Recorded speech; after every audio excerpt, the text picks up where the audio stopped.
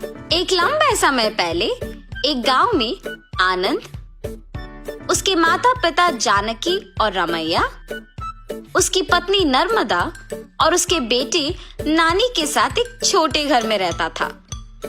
आनंद नौकरी करके आए हुए पैसों से अपना घर चलाता था। जानकी उसकी बहू नर्मदा से सारे काम करवाती थी और उसे हमेशा ताने मार मार के दुखी करती थी, मगर नर्मदा उसे कुछ ना कह के चुप बैठती थी। ऐसे कुछ साल बाद आनंद अपने नौकरी से कमाए पैसों को बचा बचा के एक बड़ा नया घर खरीदता है। आनंद के खरीदे हुए नए घर में बहुत समय से एक भूत रहती थी। ये बात आनंद को नहीं पता था और इसीलिए वो घर खरीदता है और उसके आसपास खाली रहने के कारण दिखने में बहुत शांत सा माहौल था और जानकी में कोई बदलाव नहीं आया। नए घर में जाने के पहले ही दिन नर्मदा की गलती के बिना ही उसे ताने मारती है। दुखी होकर नर्मदा बिना कुछ खाए और सोए अपने कमरे में जाकर रोती रहती है। तब उस घर में मौजूद भूत नर्मदा को रोते हुए देख उसके पास आती है। बगल में परछाई को देख नर्मदा तुरंत खड़े हो जाती है। तब वो भूत नर्मदा के सामने आके खड़े हो जाती है। उसके चेहरे पे घाव, खुले बाल देख के नर्मदा डर जाती है।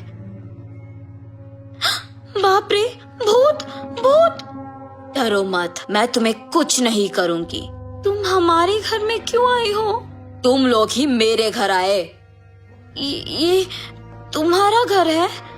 हाँ, ये मेरा घर है। इसी में मैं मर गई। मेरे मरने के बाद ही तुम लोग यहाँ आए। ऐसे कह के अचानक नर्मदा में घुस जाती है।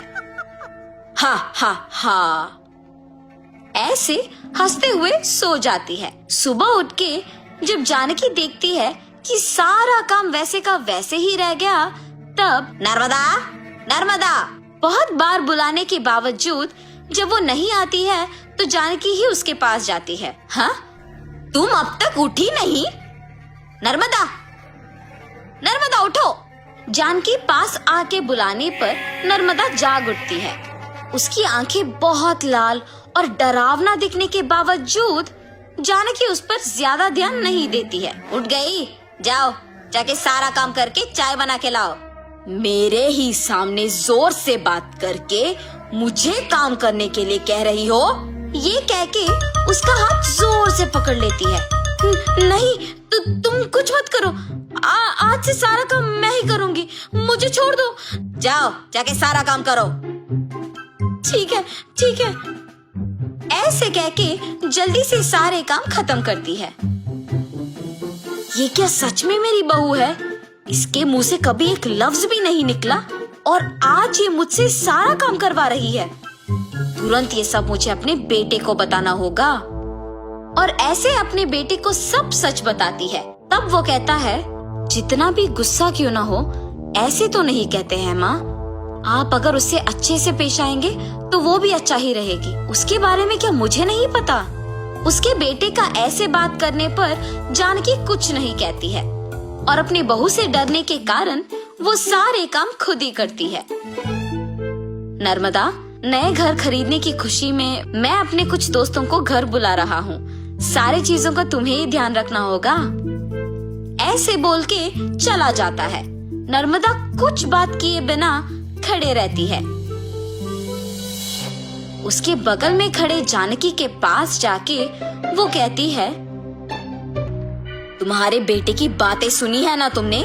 सारी तैयारी तुम्हें ही करना होगा। ऐसे जोर से कहती है। अगले दिन आनंद दोपहर को अपने दोस्तों को घर ले आता है। नर्मदा, तुमने सारी तैयारी कर ली ना? हाँ जी। और ऐसे सबको खाना परोसती है और सभी हंसते हुए बातें करते रहते हैं। सभी व्यंजन स्वादिष्ट है भाभी जी। हाँ, मेरी पत्नी के हाथों में जादू है। आनंद, तुम्हारा घर भी बहुत खूबसूरत है यार। चारों ओर खाली और शांत है। इस घर को देखते ही पसंद आ गया मुझे, इसीलिए इसे बचाए हुए सारे पैसों से खरीदा हूँ। अब इस घर का मालिक मैं हूँ। ऐसे आनंद कहता है। ये सुनते ही नर्मदा तुरंत भूत बनके अजीब आवाजें बनाती है। उसका सिर नीचे झुका रहता है और अजीब आवाजें आने के कारण सभी उसी को देखते हैं। नर्मदा, क्या हुआ तुम्हें? नर्मदा अचानक अपना सिर ऊपर करती है और क्या इस घर का मालिक तुम हो? मैं हूँ इस घर की मालकिन। ऐसे उसे घूरने पर आनंद अचानक हवा में ऊपर उड़ने लगता है। नहीं, ये तुम्हारा ही घर है, मुझे छोड़ दो। ऐसे कहने पर आनंद को नीचे छोड़ देती है। ये सब देख के घर के सारे मेहमान भूत भूत कह के वहाँ से भाग जाते हैं। नर्मदा जैसे उसे कुछ पता नहीं है अपने कमरे में जाके सो जाती है। आनंद, कम से कम अब मेरी बातों का यकीन करोगे तुम? तुम्हारी पत्नी में भूत घुसी है, भूत। देखो आज उसने क्या कर दिया। हाँ माँ, अब हम क्या करें? एक मांत्रिक को बुलवाना ही पड़ेगा। हाँ ठीक है माँ, कल उसी के पास जाएंगे। और ऐसे जब सब बैठे हुए थे, नर्मदा आती है और सभी डर जाते हैं। तब उन्हें देख कहती है, क्यों सब मुझे देख के डर रहे हैं? क्या हुआ तुम सबको? कुछ नहीं। अब आप तो कुछ भी कर सकते हो ना। क्या करना है मुझे? मैं जो बोलूँगा तुम नहीं कर पाओगी। मैं नहीं कर पाऊंगी? पहले बोलो। अच्छा, क्या तुम इस बोतल के अंदर घुस के वापस बाहर आ सकती हो? इतना ही, और मैं ये नहीं कर पाऊंगी? देखो। ऐसे बिना कुछ सोचे समझे नर्मदा में घुसी आत्मा अचानक उस बोतल में घुस जाती है और तुरंत जानकी उस बोतल का ढक्कन बंद कर देती है। भूत को मैंने इस बोतल के अंदर बंद किया है, अब इसे गांव के अंत में फेंक के आना होगा। और ऐसे उस बोतल को गांव के एकदम अंत में फेंक के आ जाती है। तब से जानकी अपनी गलती सुधार के अपनी बहू को ताने मारना बंद कर देती है। भूत के चले जाने पर सभी उनके नए घर में खुशी से जीते हैं।